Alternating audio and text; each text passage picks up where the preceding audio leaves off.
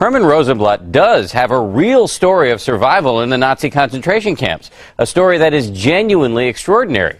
But as he explained to us in this exclusive interview, he felt he needed to make things up to get people to pay attention. It's the greatest love story we've ever told on this show.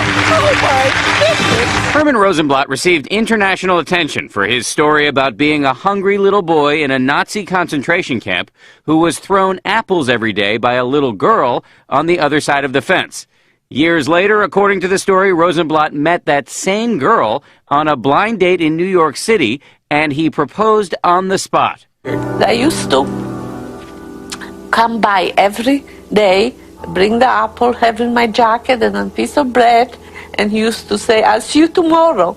The story landed Herman and Roma Rosenblatt on Oprah twice and in newspapers all over the world. They also got a book and movie deal.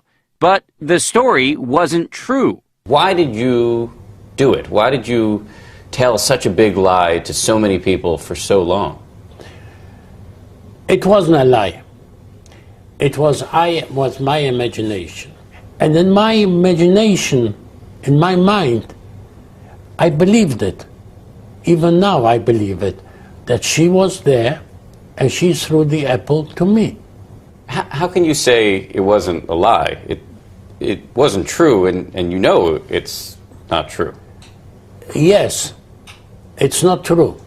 But in my imagination, it was true. Rosenblatt says he made the story up to give people hope and to promote understanding about the Holocaust.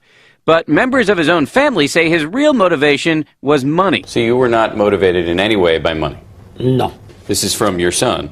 He said that he knew you were lying for years and he couldn't get you to stop. And here's his quote. "It was always hurtful. My father is a man who I don't know." How do you respond to that? I don't know. I can't respond to it. I don't know why he said it. I don't know what. Maybe I'll ask him. Herman and Roma Rosenblatt told their false story publicly for more than a decade, but it all fell apart about 6 weeks ago after Holocaust scholars proved that it was physically impossible for prisoners to approach the fence at the concentration camp where Herman was kept, and that Roma's family was actually more than 200 miles away at the time. Why did your wife agree to go along with this? Did she ever express any reservations? Because she loves me. Why is she not here today? Because I don't want her to be here today. It's too much going on. Was it difficult for your wife to have to go out very publicly and tell a story that she knew wasn't true? It was. It was. But she loves me so much that if she thinks that's good for me, she'll go along with it. Rosenblatt is remarkably unrepentant about his years of lying. I pronounce my love for you forever. When you look at that, does it make you uncomfortable at all? No. You think that was the right thing to do? Yeah. And while you were up on the stage there in front of all those people, in the back of your mind, were you not thinking, no, I'm not telling the truth here? No. Let me ask you just quickly about I didn't hear you say you agreed to it. Do we agree to that? Is that... Our interview was frequently interrupted by this man, Harris Solomon, who says he is planning to produce a fictionalized movie account of Rosenblatt's story, despite complaints from critics. If you look on Holocaust Denier websites right now, they're using it as we speak as an example of why you shouldn't believe Holocaust survivors. Right.